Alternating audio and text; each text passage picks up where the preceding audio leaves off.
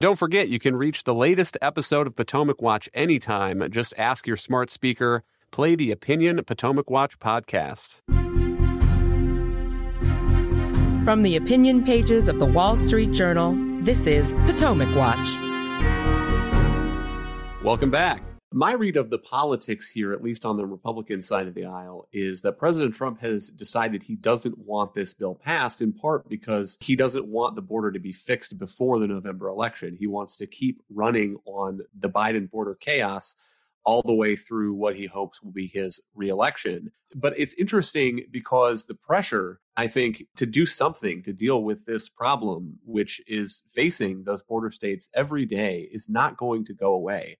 So that's what I think explains all of these attempts by many Republicans to act as if the Lankford bill is some sort of secret plan to let more migrants into the country, which it definitively is not. And I don't understand, if they see flaws in it, why they wouldn't try to amend the bill, offer other proposals, and really try to get something passed. And maybe that is still where we are headed, because the pressure on these border states is not going to go away these 8 months that we have until the election. And so maybe there's room for something to be put in one of these bills for Republicans to strengthen the Lankford bill in some ways, for some sort of compromise to still emerge, particularly if President Biden continues to see this as a real political vulnerability. And notable to me, Kate, some reporting by Fox News' Chad Pergram.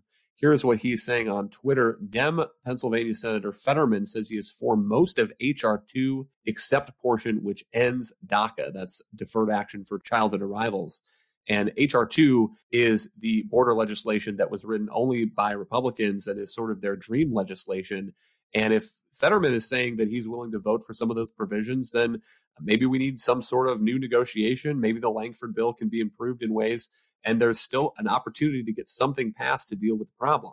I'd like to think you're right with that optimistic case. I mean, the asterisk Fetterman is giving with DACA is quite a large one. It tends to be a pretty big Republican priority. Not likely to be a lot of movement there, especially among the more restrictionist side of the Republican Party on immigration. And Fetterman is one vote. There were no Democrats that signed on to H.R. 2 in the House, and the idea that suddenly the Senate would be able to get, nearly a dozen strikes me as pretty illusory, especially after Democrats, rightly or not, think that they have some leverage on Republicans, given that Republicans were the ones who torpedoed this bipartisan bill written by James Lankford, who is not a rhino, a Republican in name only, or not a squish, and visited the border dozens of times trying to learn about these issues and produce something substantive. I think that's given Democrats the belief that they have the upper hand there. But I think that is also a risky proposition, in that there is a real incentive for both parties to try to continue to get something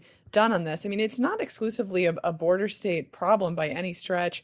And you have this case this week in Georgia, a young woman getting murdered while running in broad daylight in a seemingly random act of violence by someone who appears to have been let into the country on parole. And that's an authority that the Biden administration has used to wave people into the country who otherwise wouldn't be able to be here. And the Democratic response to this seems to have been, well, these are statistically unlikely cases and they don't characterize the larger immigrant population. And while that might be true, they leave a huge political impression on voters, and they make folks think that they're not safe wherever they live, and that the border crisis has taken on a larger character than just merely legal immigration versus illegal immigration. It's taken on a real national security realm that they can't avoid. So I think that may have some political salience in the next few months, even though there is some real headwinds to getting a deal. Let's turn to the broader troubles of passing much of anything in this Congress. And this week, there was another deadline for a government funding bill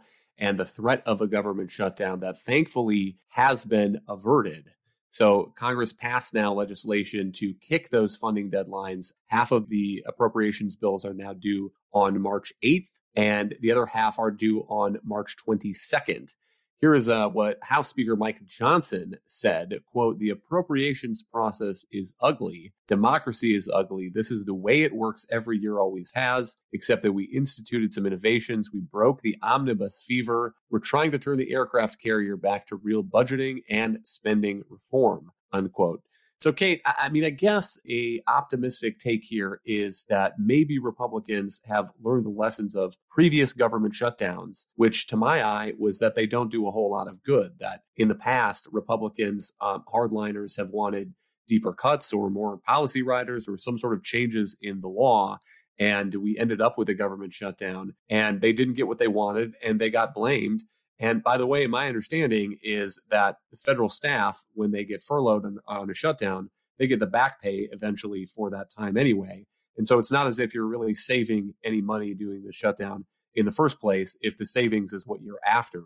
So I guess that's the optimistic take. Kate, on the other hand, we are now pretty far into this fiscal year. So what's your read of what this means? Are we really going to eventually avoid that final shutdown, or are we going to get a full year continuing resolution, or is this really the kind of change to the budgeting process that Speaker Johnson is lauding there? Well, Kyle, if you'll let me have a little fun with Speaker Johnson's metaphor, aircraft carriers have to turn in the right direction for pilots to land. And if you call up and say, we'll try to turn this thing around, I'm not sure that would be a reassuring answer to the people relying on it. So that just made me laugh as a little metaphor to Congress's troubles. I do think here it is somewhat good news that they've managed to get 6 of the bills sort of ironed out, at least at a conceptual level. Though I'd mentioned that some of these bills that have some level of agreement on them are things like agriculture, justice, interior. They tend to be a little less difficult than some ones that are outstanding and moved to March 22nd. And those I'm thinking of are defense, labor, homeland security.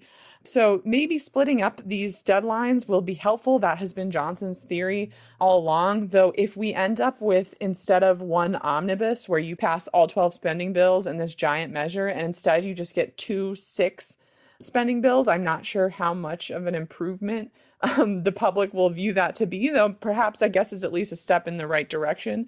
And I still think there's a lot of risk here that a lot of Republicans want to go to a stopgap measure called a continuing resolution for the rest of the year.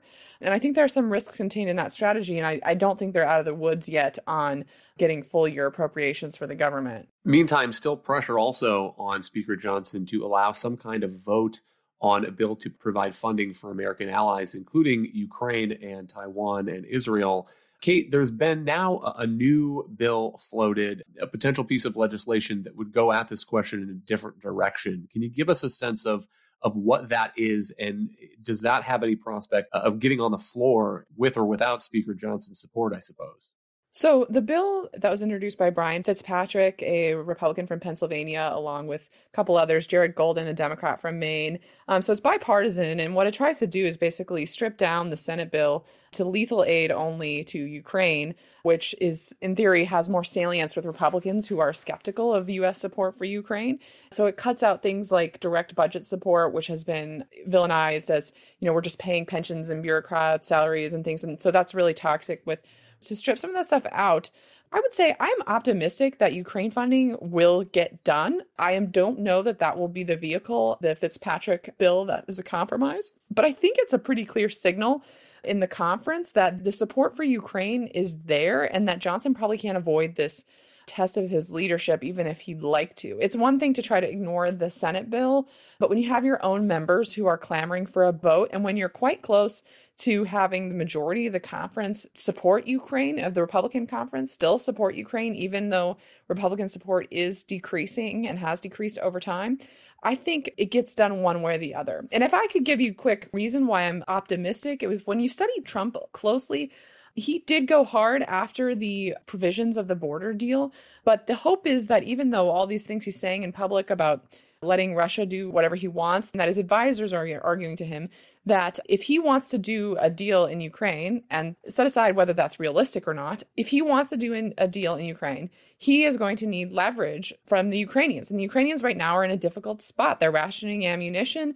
They're slowly losing drips of territory to Russia.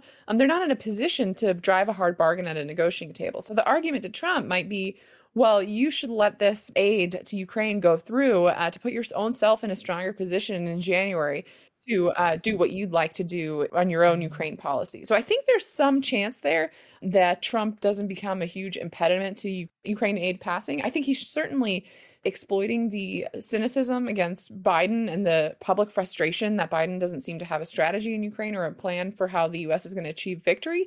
But I do think that sort of counsels some cautious optimism that aid to Ukraine will, in one form or another, whether that be this Fitzpatrick bill, the Senate bill, a discharge petition, a procedural maneuver that allows members to go around the speaker. I think that all those factors counsel that eventually, one way or the other, it gets done. Hang tight. We'll be right back after one more break. Welcome back. Kate mentioned a discharge petition, and that's the other interesting aspect of this, because that's a procedure by which 218 members of the House, or a majority, can bring something to the floor without the Speaker's consent. They can go around the Speaker. And especially given the very narrow majority held by House Republicans, which just got narrower after the election of Tom Suozzi in that Long Island special election last month, it wouldn't take very many Republicans to decide to break party discipline and sign a discharge petition with some Democrats and get that piece of legislation on the floor. And so that's the other thing that I think is interesting to think about, Kate, here is if you are Speaker Johnson, would you rather have that happen? Or if that looks like it might happen, would you rather just bring the piece of legislation to the floor yourself as a matter of not weakening your position as Speaker and your hold on the gavel? And it is interesting. We are still, I think, in a bit of a trial period with Speaker Mike Johnson, who, remember, was a consensus choice after the failure of other candidates and after the dethroning of Speaker Kevin McCarthy. And if you read the political press, a lot of quotes on the record or off the record by other Republican members who seem to not be convinced that he is providing the kind of leadership that the House GOP needs right now. Right. So the obvious concern for Speaker Johnson is that if he brings up Ukraine aid for a vote of conscience, that the same members who defenestrated Kevin McCarthy will try to throw him overboard too. But I don't think you can last in that job if you're kind of stuck doing it in fear of losing it. And so I think there's a real argument for Johnson to move Ukraine on his own terms and not be forced into something like a discharge petition that goes around him, which could weaken his hold on his conference anyway and lead to the same outcome. And so I think there is an argument for, first of all, building support for a position in the conference. Like I said, about half of Republicans in the House still support Ukraine aid. And again, if you were to try to figure out what you could get most of the conference to support of, even if that's more, like I said, the more lethal aid and less of some of these other items that really turn Republicans away from Ukraine funding, if you could build a somewhat durable majority of the conference for that position and then bring it to the floor with most of the conference supporting it, I think he's got a pretty compelling case to do so. But that would require, of course, developing that consensus and ultimately staring down those in the conference who are trying to wield an assassin's veto over everything the House does. But I do think you're seeing this in these recent weeks, frustration really growing among all different parts of the House GOP conference that nothing is really able to get done because of the paralysis that they're currently living under. And so eventually that just can't be sustained. And I think it would reflect well on Johnson and might even increase his respect in the conference if he does decide, no, I'm going to draw a line. We're going to do something on this Ukraine funding, something that my conference and broadly I can get support for, and I'm going to move it on my own terms. I think that might show strength as opposed to trying to feel out exactly what he can get away with without getting thrown overboard. One final piece of political machination is the Democrats would have a vote also on whether to dethrone Speaker Johnson.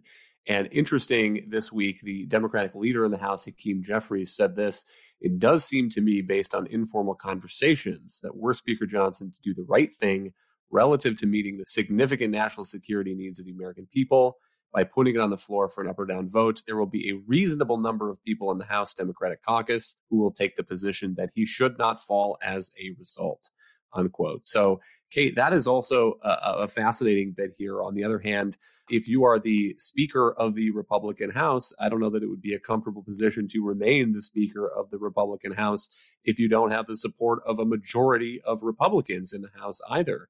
And so part of this is just a function of the slenderness, the historical slenderness of the Republican majority in the House. but it is a difficult position to be in. Obviously, it was for Kevin McCarthy. Obviously, it still is for Speaker Mike Johnson, because the way to get a bigger majority is to win elections. And it's difficult to win elections if you can't show the voters in these swing districts, some of which were won by President Biden, that you're capable of passing the funding bills, keeping the government open, dealing with the kind of problems that the nation faces. Right. I mean, Speaker Johnson does not want to have to rely on the tender mercies of Democratic House leadership to stay in power. And they will certainly extract something for the price of their propping him up. I think the idea that they would do it out of the goodness of their heart is potentially not that credible at this juncture. But I also think, again, the motion to vacate and Kevin McCarthy, there was all this frustration with Kevin McCarthy, which I think was personally very unfair to him. But it was all sort of centered on him personally and all these grievances that this group had. This idea that the politics may have changed, though, for this small group of bomb throwers who like to throw out speakers. Remember, the House last time entered kind of weeks of chaos, coming up with a new candidate to run the conference. And then they emerged with Speaker Johnson, who I think has endeared himself to the public by being an affable, patriotic guy, and has a happy warrior spirit. So the idea now that the same group of Republicans will merely decide that he, too, is insufficiently conservative or a sellout or a rhino, I mean, these things become less credible the more times that you claim them. And so I think, too, you have to think that perhaps the politics will not be the same if Republicans try to just defenestrate Mike Johnson after he signed up to take this job. It's not just like they might get away with it again with McCarthy. So I think that also counsels him bringing up bills and showing a degree of leadership that will strengthen him and not make him weaker. Thank you, Kate, and thank you all for listening. You can email us at pwpodcast@wsj.com. If you like the show, please hit that subscribe button, and we'll be back next week with another edition of Potomac Watch.